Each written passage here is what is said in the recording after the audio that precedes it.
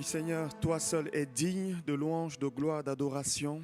Nous te bénissons et nous te remercions de ce que ce matin, nous sommes convaincus que tu as siégé au milieu des louanges de ton peuple. Nous croyons que ce matin, Seigneur, ton esprit est là et il se mouvoit encore, Seigneur. Merci parce que tu nous remplis de joie dans ta présence. Merci pour la restauration que tu opères dans les cœurs. Merci pour la libération. Merci, Seigneur, pour la guérison. Ta présence nous guérit et ta parole nous guérit également, Seigneur. Seigneur, bénis ta parole, celle qui va être apportée, dispensée. Permets, Seigneur, que l'onction, bien plus que les paroles, bien plus que les mots de ton serviteur, que l'onction de ton esprit s'exprime, convainc, libère, guérit, relève, rassure. Fais, Seigneur, ce que ton conseil dans le ciel a résolu de faire ce matin à travers, Seigneur, la bouche de ton serviteur. Que ce moment, Seigneur, soit béni, que ce moment te soit soumis, qu'il soit sous ton contrôle absolu. Saint-Esprit, merci, parce que ta parole, celle qui sort de ta bouche, ne revient pas sans effet à toi. Que toute la gloire te revienne au nom de Jésus. Amen. Amen. Seigneur, ce matin, parle à une personne. Tu es venu ce matin et je te voyais comme Thomas. Tu es venu et tu analyses beaucoup de choses. Tu es comme Thomas, tu veux toucher. Tu veux palper les choses. Le Seigneur te dit ce matin, de la même manière que j'ai dit à Thomas, heureux celui qui croit sans avoir vu. De la même manière, je te parle ce matin, vis ma présence par la foi. Ne cherche pas tout de suite des sensations. Ne cherche pas que tes émotions soient touchées. Crois en ma parole parce que ce que je dis, c'est ce qui est vrai. Je suis présent au milieu de vous et je suis là de la même manière que j'ai été là avec mes disciples. Je suis là avec vous et je vous aime du même amour. Amen. Bonjour à tous. Soyez bénis au nom du Seigneur Jésus. Que la grâce et la paix du Seigneur vous remplissent ce matin. Que le Seigneur vous entoure de chants de délivrance, qu'il vous comble de sa grâce, qu'il vous remplisse de sa paix, qu'il nous réjouisse par sa présence. Amen. Soyez bénis au nom du Seigneur Jésus. Aujourd'hui, le titre de la prédication, c'est la part de Dieu et notre part. La part de Dieu et la nôtre. Ce que Dieu fait et ce que nous sommes appelés à faire. Amen. Nous voyons dans toute l'histoire de la Bible, déjà dès la création, que le désir de Dieu était déjà de collaborer avec l'homme. C'est une grâce pour nous. Dieu est souverain, nous sommes d'accord. Il est capable de faire absolument tout ce qu'il veut. Il dit et la chose arrive, il l'ordonne et elle existe. Il n'a pas besoin de quelqu'un d'autre, il se suffit. S'il y a une personne qui peut faire tout par lui-même, qui connaît tout, qui est tout puissant, qui est présent partout, qui sait absolument tout, c'est Dieu. Amen. Cependant, son désir dès la création a été de collaborer avec l'homme. Nous le voyons déjà dans le livre de la Genèse. Lorsque Dieu va créer le monde, la création au début, il va créer le jardin d'Éden, il va mettre les arbres fruitiers, il va absolument tout faire. Cependant, il va placer l'homme dans ce jardin, l'homme et la femme bien sûr. Et il est dit dans Genèse 2,15 que l'Éternel Dieu prit l'homme et le plaça dans le jardin d'Éden pour le cultiver et pour le garder. La part de Dieu, c'était de créer. C'est lui le créateur. Il n'y a aucun homme qui peut créer quoi que ce soit. C'est lui le créateur, c'est son rôle, c'est sa fonction. C'est lui qui amène à l'existence ce qui n'existe pas. Mais la part qu'il a confiée à l'homme, c'était bien sûr de garder ce jardin et de le cultiver. De le cultiver, amen. Fonctionner avec l'homme, travailler avec l'homme. Et bien sûr, nous le voyons, l'homme, en tout cas le premier Adam et sa femme Ève ont failli à cette mission. Et Dieu, plus tard, va corriger les choses en envoyant une deuxième personne, un deuxième Adam, en la personne de Jésus-Christ. Mais déjà, dans toute toute l'histoire de la Bible, que ce soit dans l'Ancien Testament ou dans le Nouveau Testament, on voit que Dieu va successivement se choisir des peuples, se mettre à part un peuple, se choisir des hommes et des femmes avec lesquels il va fonctionner, avec lesquels il va travailler, des personnes qu'il va engager dans son œuvre pour accomplir ses desseins. Et aujourd'hui, l'Église que nous composons est ce peuple que Dieu a mis à part, un peuple dans lequel il y a plusieurs cultures, plusieurs nations, plusieurs langues, plusieurs races, mais qui ont une chose en commun, c'est un seul homme nouveau devant Dieu, une personne, un peuple mis à part par Jésus-Christ. Ce que nous avons en commun, c'est ça, c'est que nous sommes tous unis en Jésus-Christ, peu importe nos différences. Ce peuple-là, Dieu l'a choisi pour accomplir ses desseins dans ces temps-ci. Amen. 1 Pierre 2, 9 à 10 nous dit ceci. Il parle ici aux chrétiens dont nous en faisons aussi partie. Vous, au contraire, vous êtes une race élue, un sacerdoce royal, une nation sainte, un peuple acquis, afin que vous annonciez les vertus de celui qui vous a appelé des ténèbres à son admirable lumière. Vous qui autrefois n'étiez pas un peuple et qui maintenant êtes le peuple de Dieu, vous qui n'aviez pas obtenu miséricorde et qui maintenant avez obtenu miséricorde. Autrefois, nous n'étions pas un peuple, nous étions un peu dispersés partout dans le monde et aujourd'hui, en Jésus-Christ, nous sommes un peuple, le peuple de Dieu. Mais pourquoi? Pour annoncer les vertus de celui qui nous a appelés des ténèbres à son admirable lumière. Si Dieu nous a mis à part, si Dieu nous a sauvés, rachetés, sauvés, si Dieu nous a libérés de l'esclavagisme du monde, des chaînes même du péché, c'est pour que nous puissions le servir, travailler avec lui. Amen. Servir à sa gloire. C'est le plan et le but de Dieu. Il est capable de créer, il est capable d'accomplir de grandes choses, mais il veut le faire également avec les hommes. Nous allons aller ce matin, nous allons beaucoup parcourir la vie de Moïse. Moïse, l'homme de Dieu. L'homme de Dieu, pour illustrer un petit peu ce que je suis en train d'apporter ce matin. Moïse, un homme que Dieu va choisir dans sa génération. Un homme, vous le savez, qui va naître dans le peuple hébreu et étant petit, il va aller, Dieu va le conduire dans la maison de Pharaon, il va grandir et ensuite il va avoir la révélation ou alors il le savait déjà il fait partie du peuple de Dieu, il va vouloir sauver un de ses frères qui est en train d'être maltraité par un Égyptien, il va le tuer, il va faire de la mauvaise manière, il va fuir dans le désert et pendant 40 ans, il va rester là-bas auprès de son beau-père Jéthro, il va devenir un berger et là Dieu se révèle à lui et lui dit: va, retourne en Égypte pour libérer mon peuple. Il va retourner en Égypte. Et lorsqu'il retourne en Égypte, Dieu va lui donner une autorité et le bâton qu'il aura sera symbole de l'autorité de Dieu dans sa main. Et Dieu va l'enseigner à utiliser cette autorité.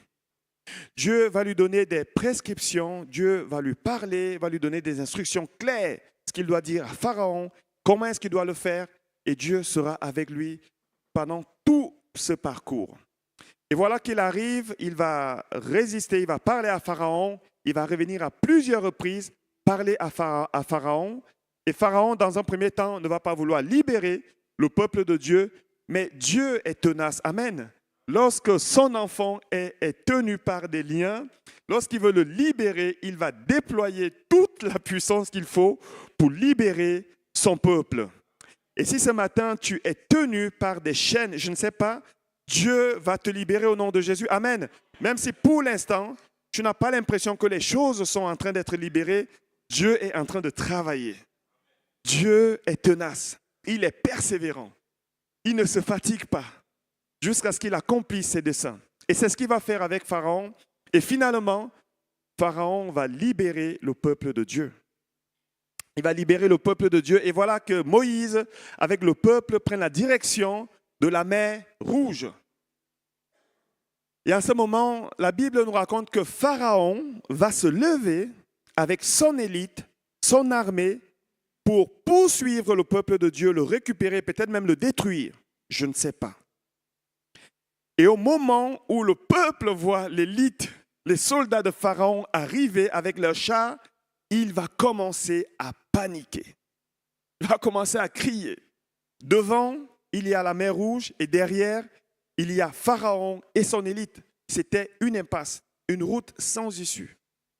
Il va commencer à crier. Et j'aime bien l'attitude de Moïse, c'est dans Exode 14, 14, qui dira l'Éternel, qui dira au peuple, l'Éternel combattra pour vous et vous gardez le silence. Il y a une autre version qui dit l'Éternel combattra pour vous et vous soyez tranquilles. Amen. Je ne sais pas ce qui te poursuit ce matin, mais j'aimerais te dire que si tu as donné ta vie à Christ, l'Éternel combattra pour toi et toi, garde le silence. Amen. Il fera subir à tes ennemis, non pas physiques, parce que Dieu ne lutte pas contre les hommes, mais contre les puissances des ténèbres. Il leur fera subir le même sort qu'il a fait subir à Pharaon et son élite. Et alors que Moïse leur dit ça, nous voyons dans l'attitude de Moïse aussi une certaine crainte, une certaine panique, parce que c'était un homme. Dans Exode 14, à partir du verset 15, 18, l'Éternel dit à Moïse, « Pourquoi cries-tu vers moi ?» La version que vous avez affichée, c'est « Pourquoi ces cris ?» Ici, c'est la version Semeur. Le Seigneur dit à Moïse, « Pourquoi cries-tu vers moi ?» Ordonne aux Israélites de se mettre en route. Quant à toi, lève ton bâton, tends la main vers la mer, fends-la en deux, et les Israélites la traverseront à pied sec. De mon côté, je rendrai les Égyptiens obstinés pour qu'ils s'engagent derrière vous. Alors je manifesterai ma gloire aux dépens du Pharaon, de toute son armée, de ses chars et de ses hommes d'équipage de chars. Et les Égyptiens sauront que je suis l'Éternel quand j'aurai manifesté ma gloire aux dépens du Pharaon, de ses chars et de ses hommes d'équipage. Considérons un petit peu ce que Dieu est en train de dire à Moïse. Pourquoi tu cries? Moïse, pourquoi tu cries? Dieu, jusque-là, a montré à Moïse à plusieurs reprises qu'il était Dieu, qu'il était avec lui et comment est-ce qu'il devait exercer son autorité. Et là, Moïse est censé déjà connaître ces choses et Dieu lui dit, pourquoi on n'en est plus là? Pourquoi tu cries? Et tends ton bâton, symbole de l'autorité de Dieu dans la main de Moïse, et tends ton bâton vers la mer et fends-la en deux. En d'autres mots, il est en train de lui dire, fais ce que tu as à faire et je ferai ce que j'ai à faire. Amen. La part de Dieu et la part des hommes. J'aime bien ce que Dieu lui dit. Quant à toi, au verset 17, et au verset 16, et au verset 17, de mon côté, je rendrai les Égyptiens obstinés. Toi fais ceci et moi je ferai cela. Et j'aime bien la stratégie de Dieu. Lorsqu'il veut détruire tes ennemis, il les rend un petit peu obstinés. On a l'impression que Dieu laisse les choses, mais en fait, il veut les détruire. Imaginez un seul instant que ce Pharaon, aussi têtu qu'il était, n'ait pas été détruit. Je crois qu'il allait fabriquer des barques pour aller même dans le désert, après la traversée des enfants de Dieu, pour aller les récupérer. Il était obstiné. Il a le même caractère que Satan. Et même, il est une préfiguration de Satan qui tient le monde, les hommes captifs. Obstiné. Il ne veut pas lâcher. Il ne veut pas lâcher. Et Dieu, qui connaît toutes choses à l'avance, qu'est-ce qu'il va faire? Il va détruire complètement Pharaon et son armée. Et plus tard, le peuple de Dieu n'entendra plus jamais parler ni de Pharaon, ni de son élite. Pourquoi? Parce qu'ils ont été détruits. Que le Seigneur détruise tes ennemis spirituels. Amen. Je ne sais pas quel sorcier t'attaque, qu'il soit détruit au nom de Jésus-Christ. Quelle puissance, quel scorpion ou serpent t'attaque, qu'il soit écrasé au nom du Seigneur Jésus. Amen. Vous savez, on est dans un monde qui est hostile. Il y a des puissances des ténèbres qui sont à l'œuvre. Nous le verrons même dans ce quartier. Ils sont là, ils essayent, ils attaquent, ils sont obstinés. Mais Dieu est tenace, il est persévérant et il tient à ce que son peuple soit complètement libre, que cela soit notre partage ce matin au nom du Seigneur Jésus. Amen. Plus tard, Exode 14, 21, après que Moïse ait reçu l'instruction de Dieu, de la part de Dieu, il nous a dit, Moïse étendit donc sa main sur la mer. Et l'Éternel refoula la mer par un vent d'Orient qui souffla avec impétuosité toute la nuit et mit la mer à sec et les eaux se fendirent en deux. Moïse finalement va faire ce que Dieu lui demande et Dieu va faire sa part. La Bible nous enseigne que c'est toute la nuit que Dieu va refouler. Ça veut dire, on ne sait pas si Moïse a dû persévérer comme ça en tenant son bâton ou simplement il a étendu, il a mis sa foi en action et plus tard, Dieu va refouler la mer toute la nuit. Toute la nuit. On pense que c'est l'ange de Dieu qui le fera, il va fendre cette mer en deux. Cela nous montre que lorsque nous prenons autorité, lorsque nous nous engageons dans ce que Dieu nous demande de faire, lorsque nous nous levons dans la prière, lorsque nous nous dressons contre les forces des ténèbres qui nous attaquent, Dieu agira. Amen. Il agira certainement. Il fera sa part lorsque nous avons foi en lui.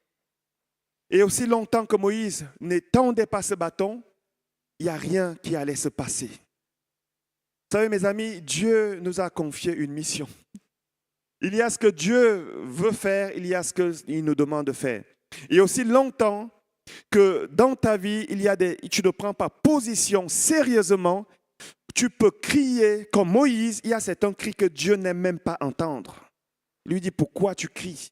C'est un cri de panique. Aïe, aïe, aïe. Tu peux crier comme ça tous les jours, ça ne fera même pas bouger la main de Dieu.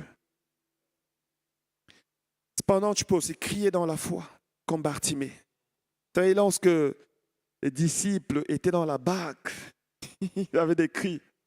Le Seigneur leur dit, passons vers l'autre bord.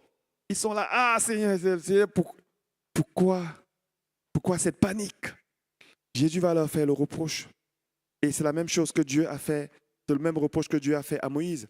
Mais Moïse, cette fois-ci, il se lève dans la foi. Dieu a parlé, il se lève, il étend son bâton et la mer se fend en deux et Dieu refoule les eaux. Gloire à Dieu. Amen.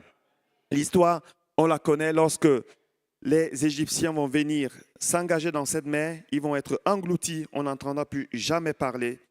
Et c'est bien fait pour eux, au nom de Jésus. C'est Dieu qui les engloutit. Amen. Tout ce que Dieu fait est bon. Tout ce que Dieu fait mérite d'être contemplé, admiré et loué. Et plus tard, on voit que ce Moïse-là, qui est maintenant formé, qui connaît son Dieu, j'espère que tu connais également ton Dieu, qui connaît la manière dont Dieu fonctionne.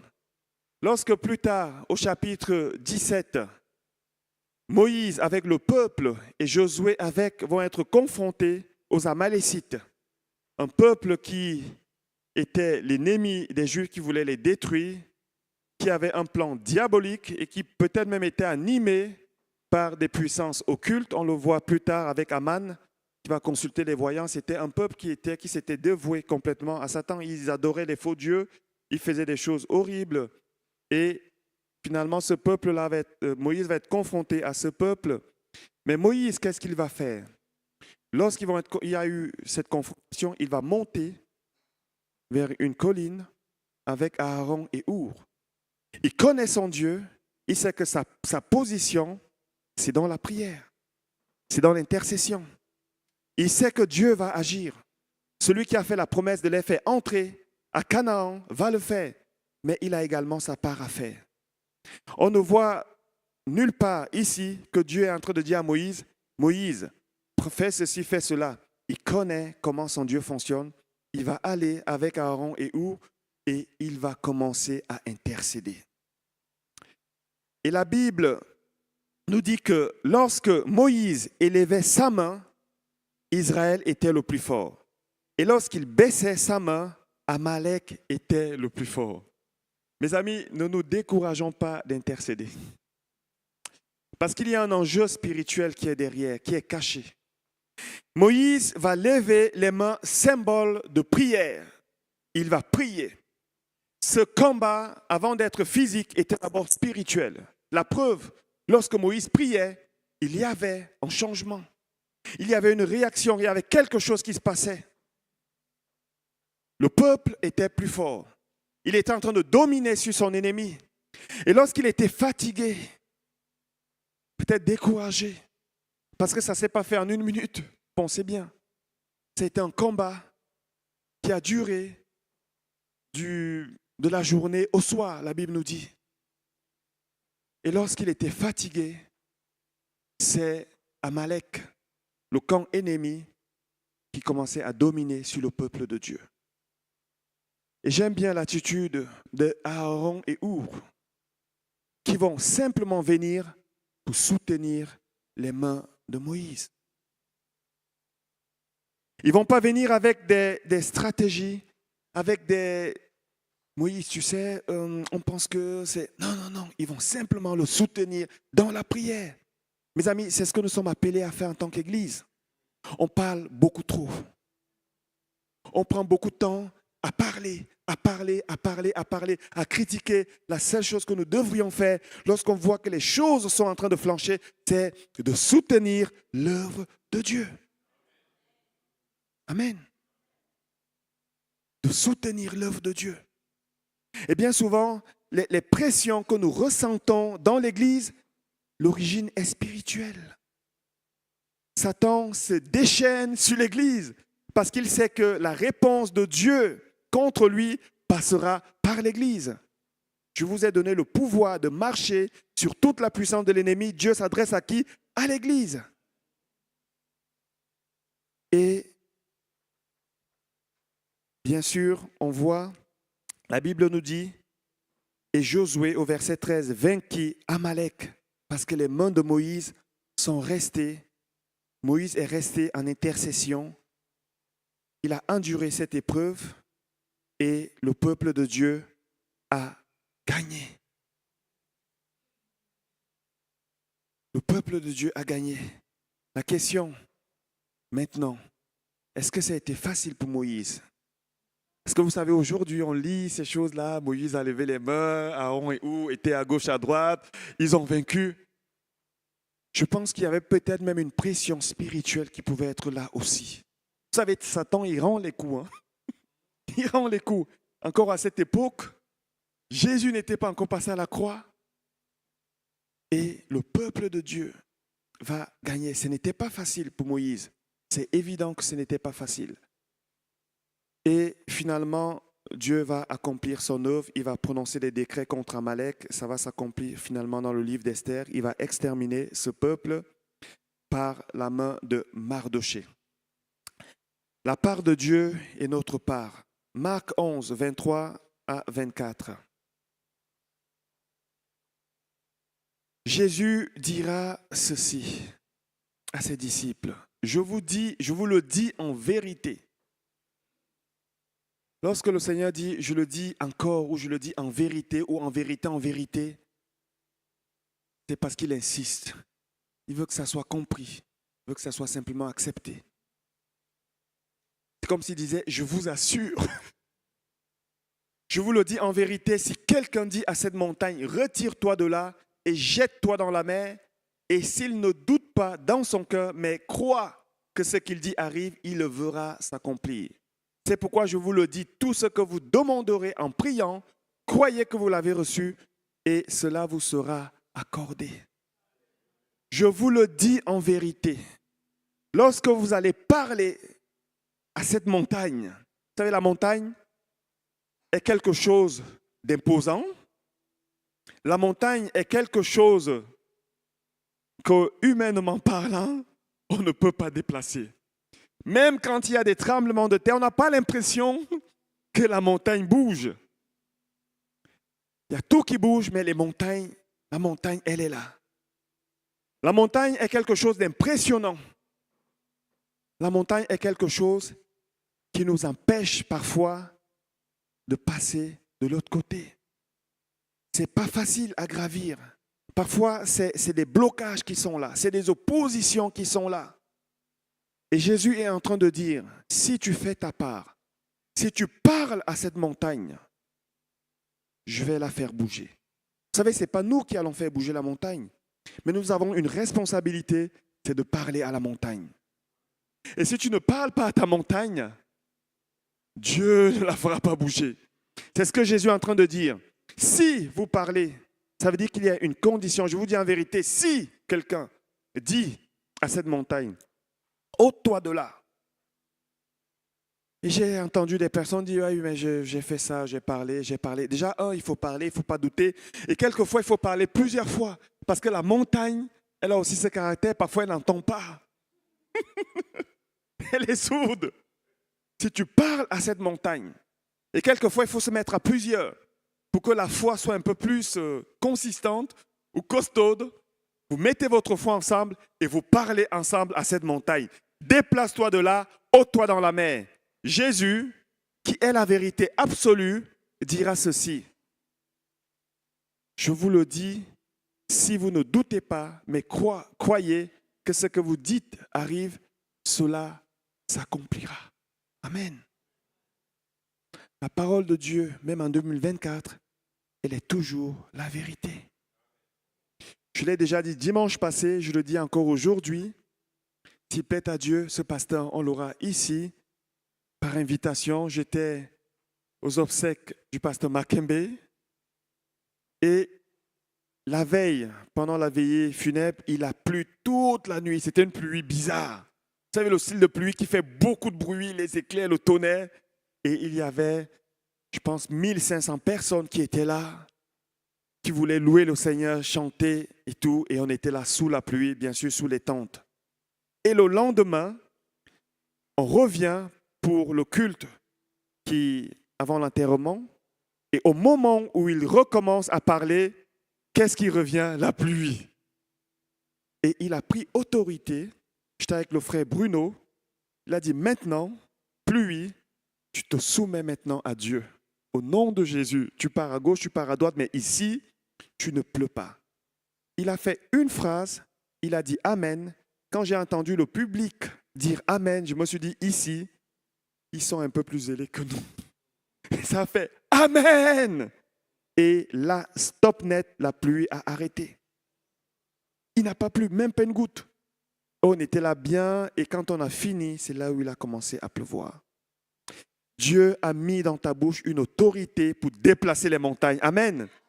Dieu a mis dans ta bouche une autorité pour communiquer la vie, pour enfanter la vie. Alléluia. Lorsque tu parles par la foi, lorsque tu parles bien sûr en te soumettant à la parole de Dieu et à l'autorité de Christ, lorsque tu parles, il y a quelque chose qui doit se manifester. Parce que tu es un enfant de Dieu. Amen. Tu as le caractère de Dieu. Dieu a créé les choses par la parole. Tu dois créer les choses par ta parole. Alléluia.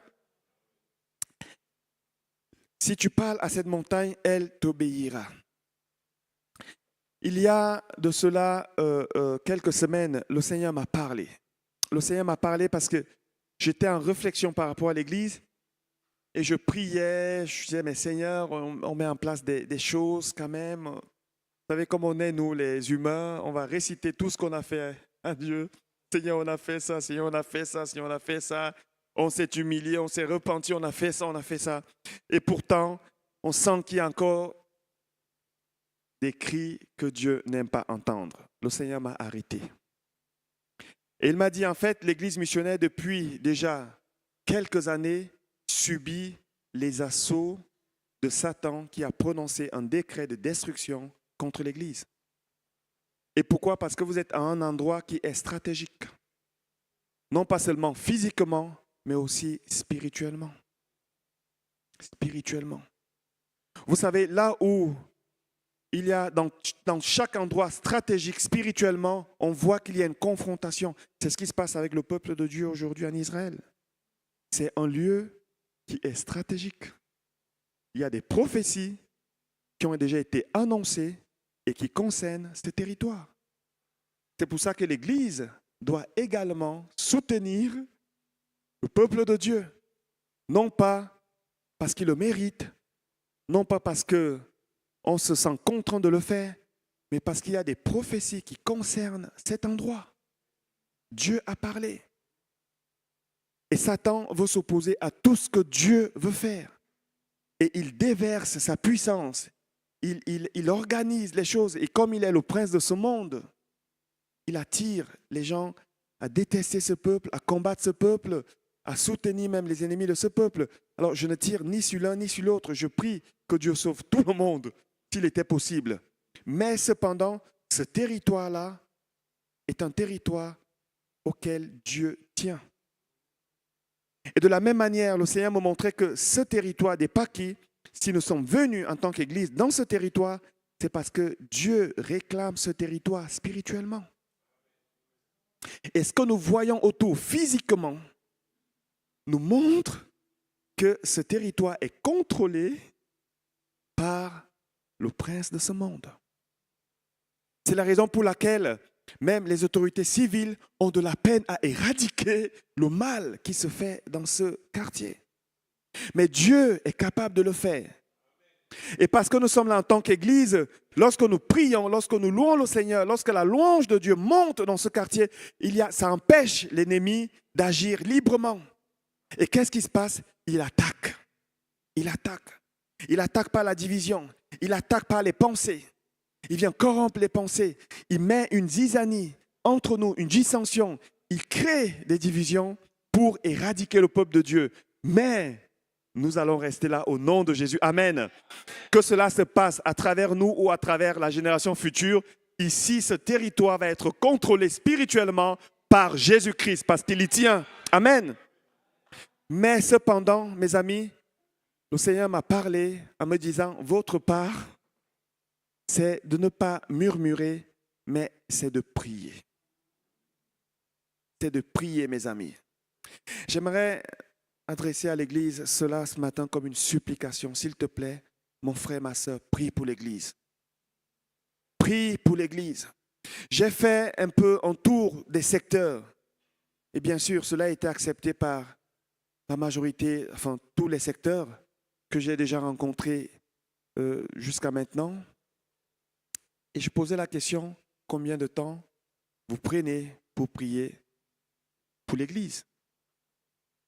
Et j'ai compris qu'on prie, mais vraiment peu.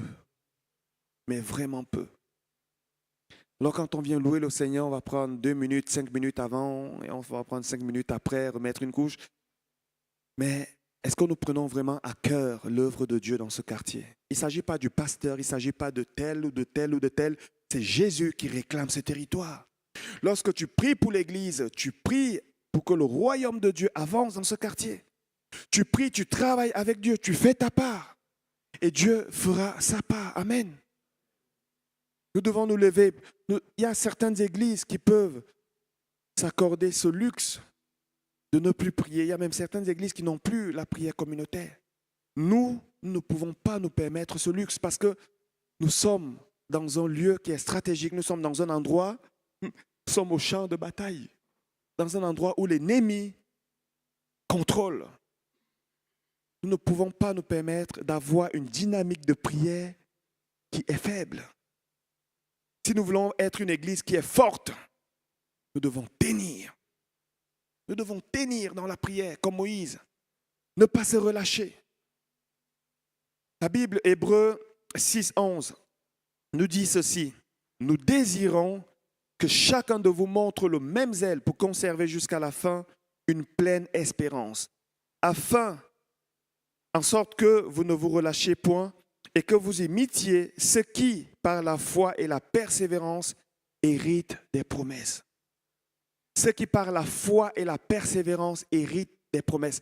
Et ce que je disais hier, lorsque Maxime a apporté ce verset, hier à la rencontre de tous ceux qui servent à l'Église, je leur disais que lorsqu'on considère la vie de tous les serviteurs de Dieu jusqu'à Jésus, et même après, tous ceux qui ont hérité des promesses de Dieu, ça s'est fait dans la persévérance. Ça s'est fait dans la foi. Même Jésus à Gethsémanée, fils de Dieu, a persévéré dans la prière.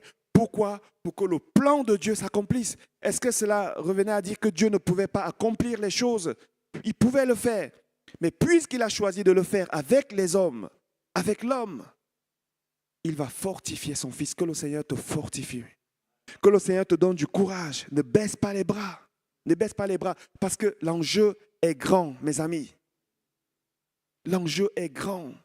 Il s'agit des vies, des âmes qui sont dans ce quartier, qui nous entourent, que Dieu veut sauver. Et aussi longtemps que tu vas lever tes mains pour dire, Seigneur, agis, Dieu agira. Amen. C'est la parole que le Seigneur a mis dans mon cœur pour nous aujourd'hui et c'est ce que je nous invite à faire. Imiter ceux qui par la foi et la persévérance héritent des promesses. Vous savez, lorsque Dieu m'a montré la vision de l'église missionnaire et que j'allais succéder à Fabrice, il m'a montré une église qui avait grandi. Il y avait un deuxième pasteur qui avait été engagé.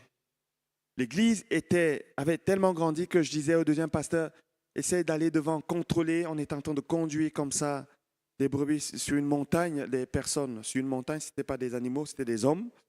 Et je ne pouvais pas dire de qui des blancs, des métis et des noirs étaient le plus nombreux. C'était vraiment un mélange. Une église vraiment pour tous. Et ça s'était agrandi. Et quand je m'étais réveillé, je suis allé au salon, c'était il y a 14 ans, j'ai dit, Seigneur, je suis ton serviteur, qu'il me soit fait selon ta volonté. J'ai repris les mêmes paroles de Marie. Cependant, l'océan ne m'a pas montré le parcours. Et je crois que souvent l'océan nous cache le parcours pour nous éviter d'avoir peur. Mais j'ai compris plus tard, parce que je me suis dit, Dieu a parlé, alors il va accomplir les choses.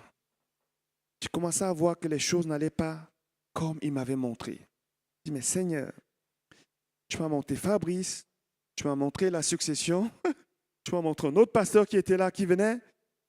Et entre deux, je vois quelque chose que tu ne m'as pas montré. Qu'est-ce qui se passe? Le Seigneur m'a dit, il faut que tu pries. Il faut que tu pries. Et quand j'ai commencé à prier, Fabrice, quand il est revenu, il m'a dit, lorsque j'étais en train de prier, le Seigneur m'a mis à cœur de venir et de t'accompagner dans le ministère. Il faut que tu pries. Si tu as reçu une promesse de Dieu, il faut que tu pries. Parce que Dieu va agir à travers ta foi. Amen. À travers ta foi. Prie. Prie. Continue de prier. Même si tu ne vois rien, continue. Continue de lever les mains. Continue de crier à lui, mais le cri de la foi. Continue de lui dire, Seigneur, je te fais confiance. Continue de te nourrir de la parole de Dieu, alimenter ta foi. Continue, persévère. Et Dieu fera le reste. Amen. Je vais appeler le groupe de louanges à me rejoindre ici.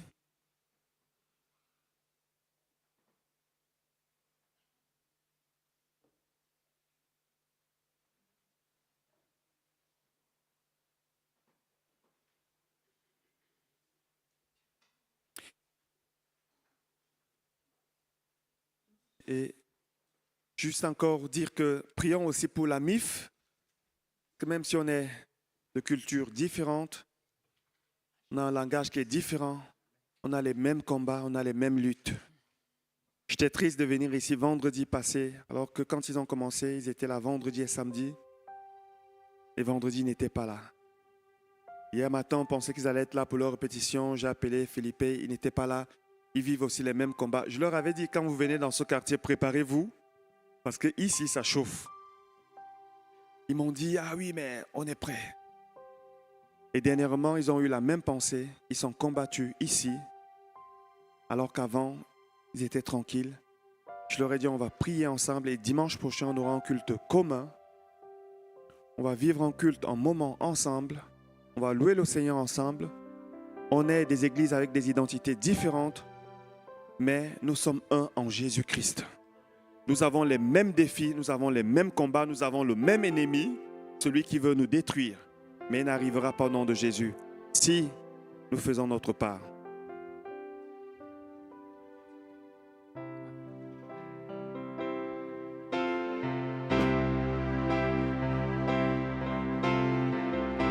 Génération devant lui prosternée, en ton ensemble cantique à à l'agneau. Ceux qui nous ont précédés et ceux qui nous suivront entonneront ce cantique à l'agneau.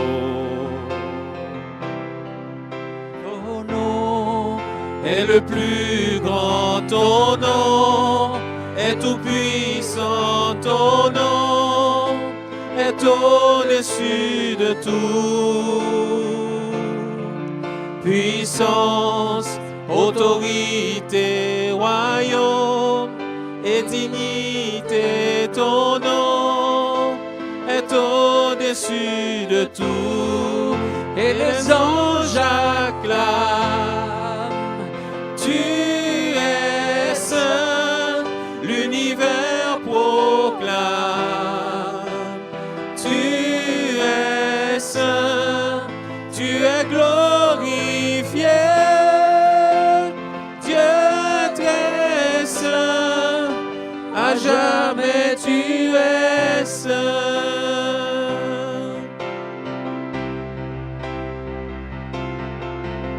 Vous qui l'a pardonné, vous qui l'a racheté, venez chanter ce cantique à l'agneau. Vous qui l'a libéré, vous qui portez son nom, venez chanter ce cantique à l'agneau. Nos voix résonnent pour l'éternité et les anges acclament. Tu es saint, l'univers proclame. Tu es saint, tu es glorifié, Dieu très saint, à jamais tu es saint. Tout ton peuple crie, tu es saint, toi le roi des rois. Tu es saint, Dieu d'éternité. Tu es saint, à jamais tu es saint. Et les anges acclament, tu es saint, l'univers proclame. Tu es saint, tu es glorifié, Dieu très saint, à jamais tu es saint.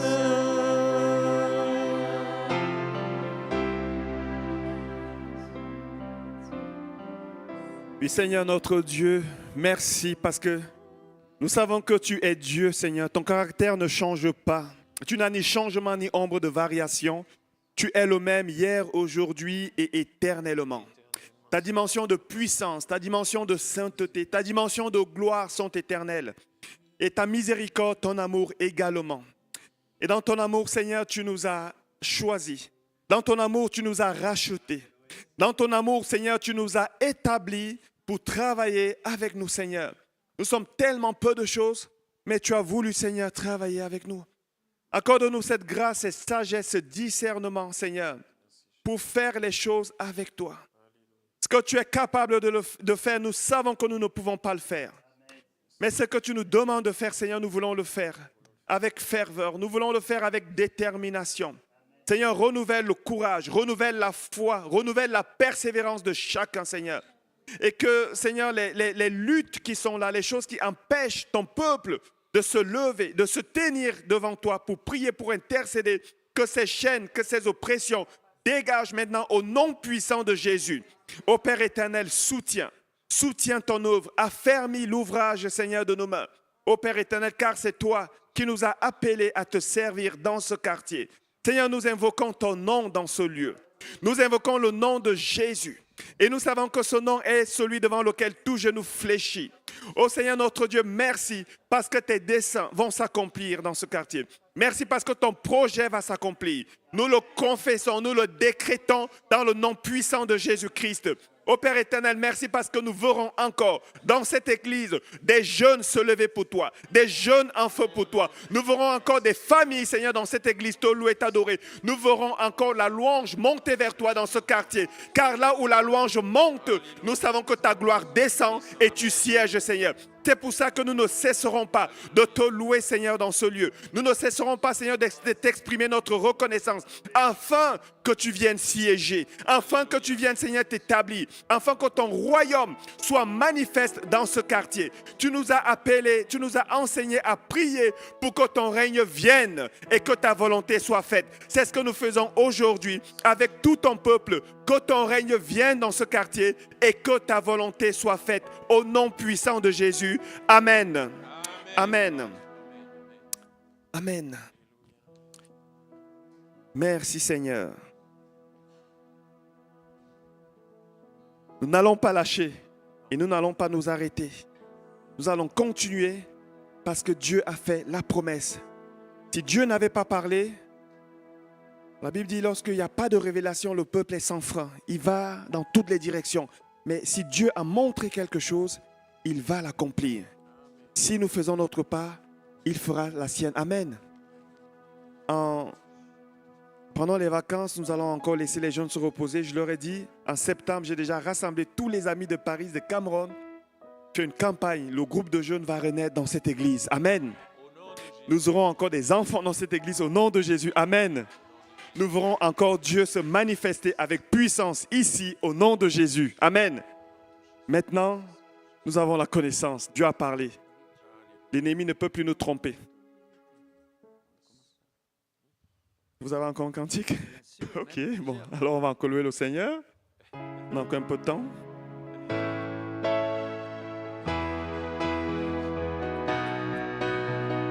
Ton autorité, ta majesté, pour ta victoire, oh Dieu, je te louerai, pour ta fidélité, ta sainteté, pour ta puissance, oh Dieu, je te louerai. Bénis l'Éternel, oh mon âme. Bénis l'Éternel, oh mon âme. Je louerai sur les monts et du fond des vallées. Quand je suis confiant ou quand sombre ma foi, je louerai dans la crainte, dans l'obscurité. Ma louange est un fleuve qui emporte l'ennemi. Tant que je vivrai, tout en moi chantera. Bénis l'Éternel, ô mon âme. Bénis l'Éternel, ô mon âme. Bénis l'Éternel, ô mon âme. Bénis l'Éternel, ô mon âme. Je louerai peu importe ce qui quitte mon âme. Je louerai quand je sais que tu restes au contrôle. Amen. Ma louange est une arme, plus qu'un simple chant. Ma louange est le cri qui détruit Jéricho. Car tant que je vivrai, tout en moi chantera. Bénis l'Éternel, ô mon âme. Bénis l'Éternel, ô mon âme. Ah ouais, le monde vivant, il n'arrêtera ma louange. j'élève ma voix. Mon Dieu est vivant, rien n'arrêtera ma louange.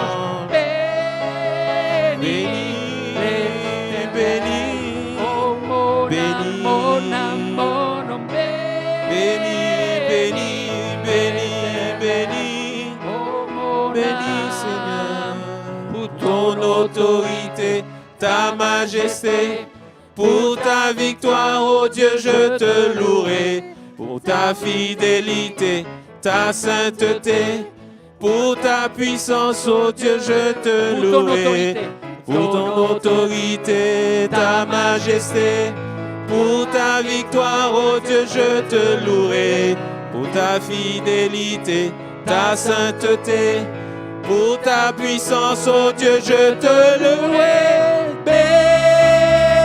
Bénis l'Éternel, oh mon âme. Bénis l'Éternel, oh mon âme. bénis L'Éternel, oh mon âme. mon âme. Bénis L'Éternel, oh mon âme, bénis l'Éternel, oh mon âme, mon âme, mon âme, bénis l'Éternel, oh mon âme.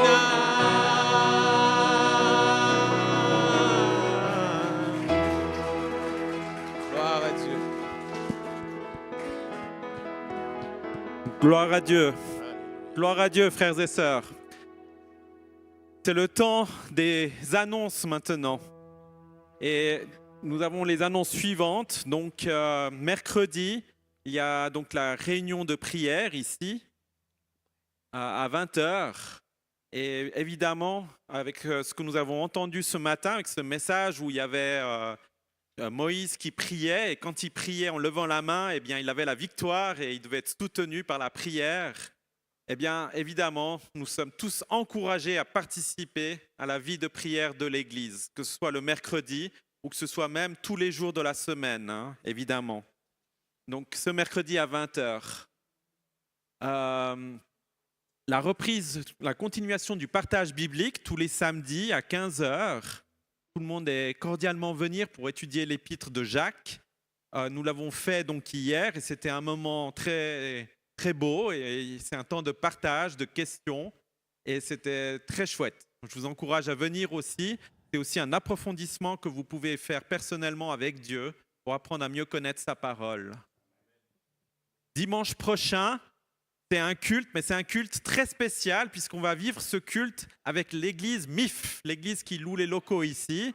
Et donc, c'est une occasion merveilleuse que de participer ensemble à un culte avec nos frères et sœurs de cette église-là. Et on encourage tout le monde qui vient régulièrement à participer à ce culte. Et il y aura aussi un repas canadien à l'issue du culte. C'est aussi une chose qui a été mise en place pour favoriser les partages et la communion fraternelle entre nous. Nous allons vivre le temps des offrandes et que chacun donc donne ce qu'il a prévu de donner au Seigneur dans la liberté et dans la joie. La foi. Au nom de Jésus-Christ, Amen. Et nous voulons aussi prier pour d'autres personnes dans notre communauté ou qui nous regardent sur Internet. Et je vais prier et finir le culte également. Seigneur, nous te prions encore pour chacun qui nous a rejoints par la vidéo ou l'Internet. Et te prions aussi pour d'autres parmi nous. Nous te demandons de répondre à tous les besoins cachés qui ne sont pas exprimés. Te demandons encore de fortifier chacun dans sa foi. Et que nous puissions aussi être de ceux qui soutenons les autres et nos frères et sœurs dans la foi, tout comme Moïse a été soutenu par Our et Josué. Nous te demandons, Seigneur, que nous puissions donner aussi aux autres ce dont ils ont besoin et que tu nous montres les besoins de nos frères et de nos sœurs. Que tu nous bénisses, Seigneur, encore le reste de cette journée, le reste de cette semaine. Nous te la remettons dans tous ses aspects. Au nom de Jésus-Christ, Amen. Alors, je vous souhaite un très beau dimanche et une très belle semaine. Amen. Soyez bénis.